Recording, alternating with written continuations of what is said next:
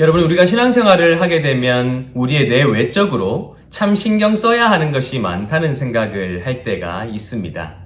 하나님 앞에서 하나님과 나와의 관계를 살펴보며 내가 하나님 앞에서 부끄럽지 않은 삶을 살아가고 있는가 하는 개인의 신앙을 신경 써야 하는 것이 사실이지요.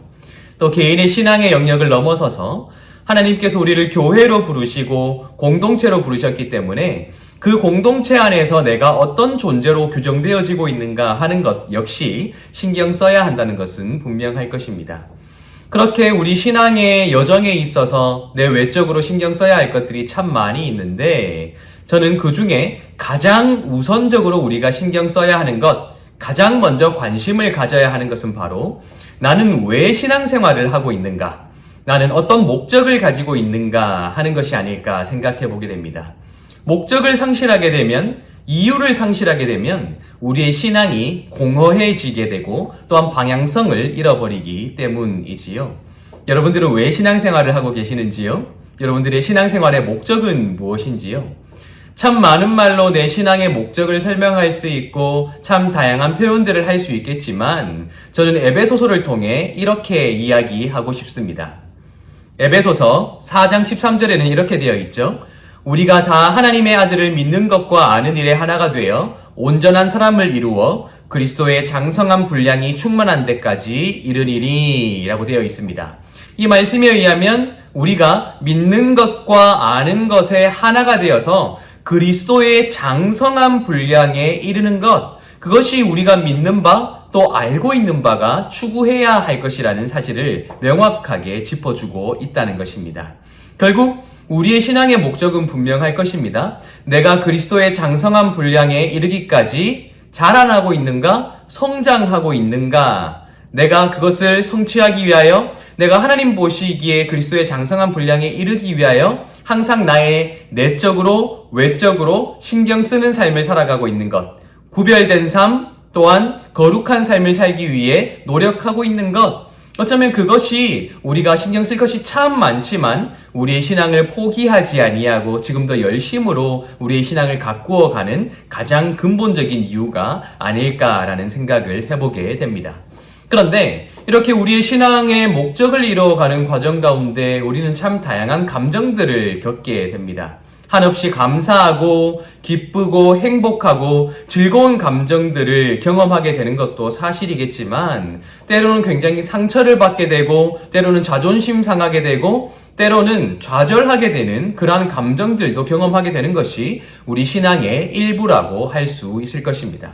그런데 내가 겪게 되는 그 상처와 자존심 상하는 그 상황이 단지 내 신앙의 문제 때문에 나 스스로 겪게 되는 것이 아니라 다른 누군가를 통해서 나에게 주어지는 것이 될 때 나는 큰 상처를 받게 되고 때로는 신앙을 버리고 싶은 그러한 생각을 하게 되는 것도 사실이 아닌가라는 생각을 해보게 됩니다. 그런데 우리가 더 적극적으로 또 더 진취적으로 생각해보면 우리가 인생 일반을 살아가는 데 있어서도 참 많은 상처를 받게 되고 참 많이 자존심이 상하게 되는 것이 사실일 텐데 때로는 우리가 너무 연약하여서 한없이 상처에 흔들리고 자존심 때문에 좌절하게 되는 경우들이 참 많이 있지만 조금 더 적극적으로 바라보게 되면 내가 자존심 상했던 그 상황, 내가 상처받았던 그 상황을 내가 어떻게 인식하고 있으며 내가 그것을 어떻게 딛고 일어서느냐에 따라서 나의 삶이 바뀔 수 있다는 것을 우리의 일반적인 인생 여정에 있어서 발견하게 될 때가 굉장히 많이 있다는 거예요. 우리 신앙에서도 저는 마찬가지라고 생각합니다. 때로 자존심 상하는 일들이 발생할 수 있죠. 부끄러울 때도 있습니다.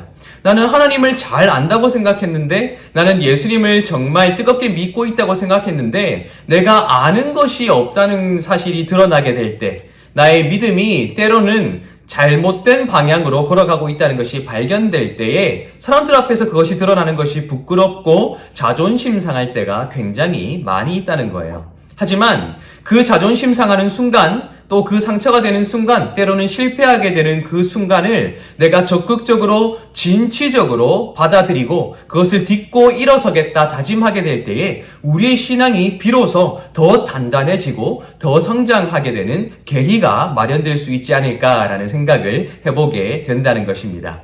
오늘 우리는 고린도전서 2장 6절과 7절을 읽게 될 텐데요. 사실은 2장의 나머지 모든 부분들을 읽어야 되는데 6절과 7절에 기록되어 있는 이 바울의 말이 적당히 이 고린도 교인들을 책망하기도 하고 적당히 그들을 도전하기도 한다는 사실이 이 말씀에서 잘 드러나고 있어요.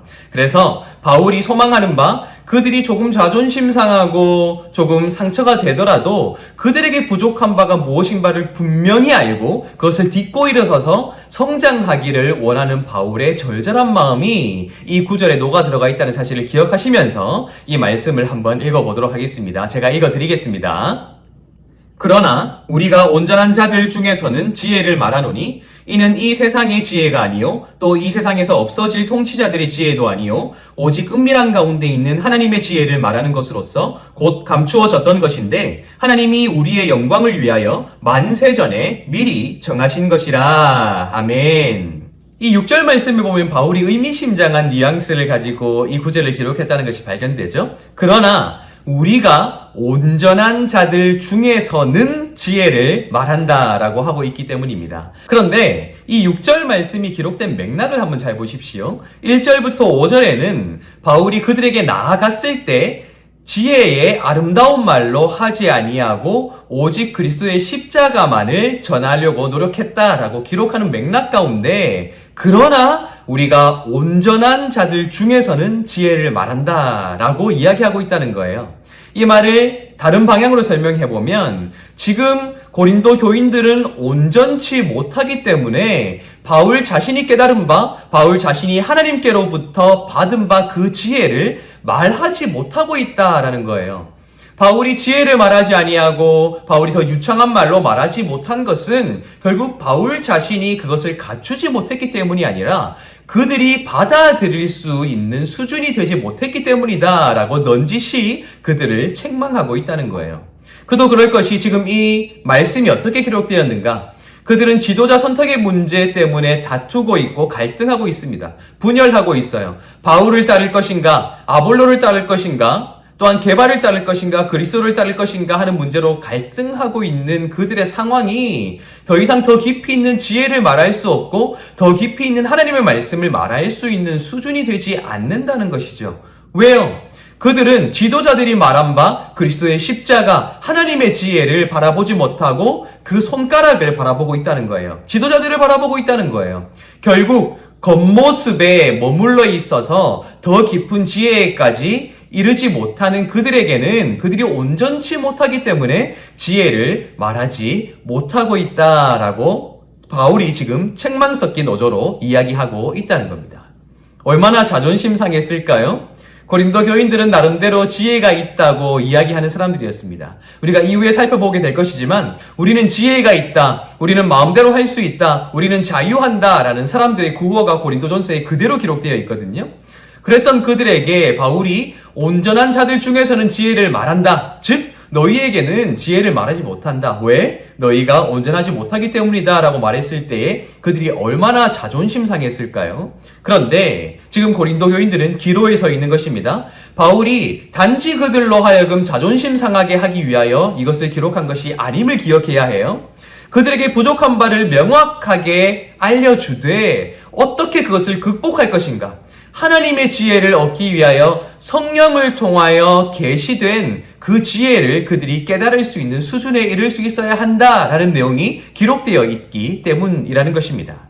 13절부터 15절을 읽어보면 이렇게 되어 있습니다. 우리가 이것을 말하거니와 사람의 지혜가 가르친 말로 아니하고 오직 성령께서 가르친 것으로 하니 영적인 일은 영적인 것으로 분별하느니라. 육에 속한 사람은 하나님의 성령의 일들을 받지 아니하나니 이는 그것들이 그에게는 어리석게 보임이요 또 그는 그것들을 알 수도 없나니 그러한 일은 영적으로 분별되기 때문이라. 신령한 자는 모든 것을 판단하나 자기는 아무에게도 판단을 받지 아니하느니라 라고 기록되어 있어요. 결국 바울이 고린도 교인들에게 원하는 바는 그들이 눈에 보이는 바대로 판단하는 것이 아니라 또한 그들 스스로가 잘났다고 자랑함으로 그들 스스로 어리석다고 여기는 것들을 외면할 것이 아니라 성령께서 통달하시는 바 하나님의 지혜, 하나님의 일을 그들도 깨달아 알 수 있는 수준에 이르러야 한다. 그러한 목적으로 그들에게 책망 섞인 어조로 너희가 온전하지 못하기에 우리가 지혜를 말하지 못한다라고 이야기하고 있다라는 것입니다.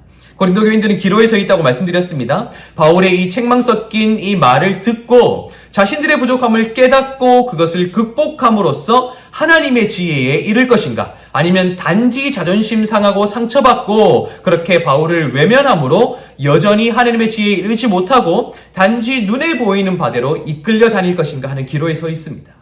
그들이 어떤 것을 선택했는가 하는 것은 명확치 않습니다. 아마 그들은 바울이 원했던 대로 성장하지 못했을 가능성이 굉장히 높아 보여요. 어떻게 아는지 아십니까? 고린도 후서가 기록되었기 때문입니다. 그런데 우리는 분명히 알 수 있는 것이 있습니다. 저는 처음에 말씀드렸지요. 우리가 신앙생활을 할 때 때로 자존심 상하고 상처받게 되는 일이 있다. 하지만 우리는 한없이 연약하여서 상처에 휘둘리고 자존심 상하는 일 때문에 우리가 믿고 있는 바를 손쉽게 버릴 것이 아니라 진취적으로 적극적으로 그것을 딛고 일어서야 한다. 오늘 이 바울의 이 기록을 통하여 우리는 분명히 알 수 있는 것이 있습니다. 나는 어떤 선택을 해왔고 어떤 선택을 할 것인가 하는 것은 나 스스로 더 분명히 알고 있다는 것입니다. 여러분, 우리가 신앙생활을 할 때 신경 써야 할 것이 참 많습니다. 그렇죠? 그러나 목표하는 바는 분명합니다. 믿는 것과 아는 일에 하나가 되어 그리스도의 장성한 분량에까지 이르는 것, 그것이 우리의 신앙의 목표입니다. 그 목표에 이를 때까지 우리에게는 수많은 상처들과 아픔들이 있을 거예요. 하지만 그 상처와 아픔들이 있을 때마다 손쉽게 신앙을 버리시겠습니까? 아닙니다. 자존심 상하고 상처가 되고 못마땅한 일들이 있을 때에 그것을 극복할 수 있는 용기, 힘, 그것을 길러내고 우리가 결국 그것을 딛고 일어서서 하나님의 지혜에 이르고 성령께서 통달하시는 바 하나님의 말씀에 이르러 우리가 하나님께서 원하시는 신앙인의 삶의 모습을, 신앙의 모습을 갖추어야 하지 않겠는가?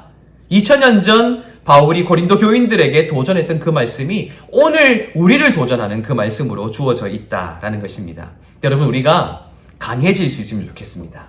상처를, 자존심 상하는 일을 극복할 수 있는 용기가 있으면 좋겠습니다. 그렇게 한 걸음 한 걸음 더딜지라도 그리스도의 장성한 분량에 이르러서 하나님께서 보시기에 온전한 자의 모습으로 온전히 하나님께 영광 돌릴 수 있으면 좋겠습니다. 우리도 그러한 삶을 살아가시고 항상 힘있게 신앙을 유지해 나아가시며 성장해 나아가시며 세상에 나아가 승리하게 되는 여러분들 되시기를 예수님의 이름으로 축복합니다.